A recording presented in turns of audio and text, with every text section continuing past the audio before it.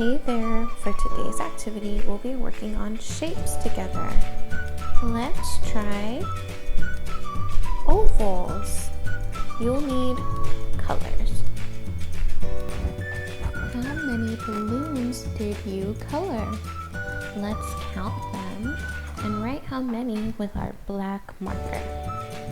1, 2, 3, 4, 5, 6. We colored 6 balloons.